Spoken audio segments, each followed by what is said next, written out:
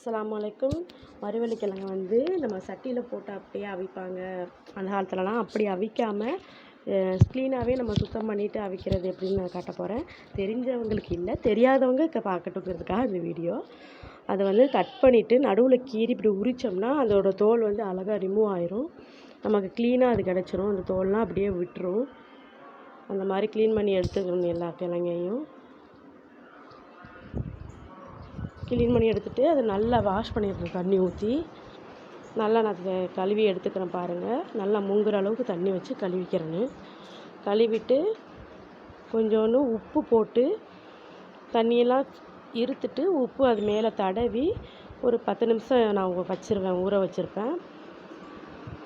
நல்லா பெரட்டி விட்டுறேன். எல்லா கிழங்குலையும் அந்த உப்பு படுற மாதிரி பெரட்டி விட்டுறேன். தட்டி தட்டி விட்டோம்னா அது நல்லா எல்லா இடத்துலையும் அப்ளை ஆயிரும். அதுக்கப்புறம் வந்து அதை 10 நிமிஷம் அப்படியே மூடி வச்சுருவோம். 10 நிமிஷத்துக்கு அப்புறம் இப்போ எடுத்துட்டேன். இது வந்து இட்லி பாத்திரத்தில் தண்ணி வச்சுருக்கேன். அந்த தண்ணியை வந்து மேலே இட்லி தட்டை வச்சுட்டு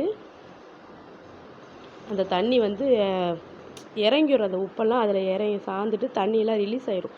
அதை தான் அதில் காட்டிக்கிட்டு இருக்கேன். அப்புறம் இட்லி பாத்திரத்தில் தண்ணி வச்சு அது மேலே இட்லி தட்டையும் வச்சு மேலே அப்படியே அரேஞ்ச் பண்ணி வச்சுருக்கேன். இந்த கொலக்கட்டையெல்லாம் வைப்போம்ல அந்த மாதிரி அது மாதிரி ஒன்று ஒன்றா எடுத்து வச்சுக்கிறேன். நான்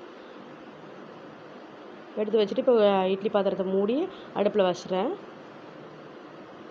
இட்லி அவிக்கிற மாதிரியே ஒரு 10 நிமிஷம், ஒரு 15 நிமிஷம், மிஞ்சி போனால் ஒரு 20 நிமிஷம் தான் ஆகும். அவிஞ்சதுக்கப்புறமா அப்படியே நம்ம எடுத்து பார்த்தோம்னா அப்படியே ரெண்டாக விடும். சூடாக இருக்குது, எனக்கு அது தொட முடியலை. நான் எடுத்து காட்டுறேன் பாருங்கள். எடுத்துகிட்டு இந்த மாதிரி புட்டு மாதிரி நல்லா சாஃப்டாக அழகாக நமக்கு அவிஞ்சு வந்துடும்.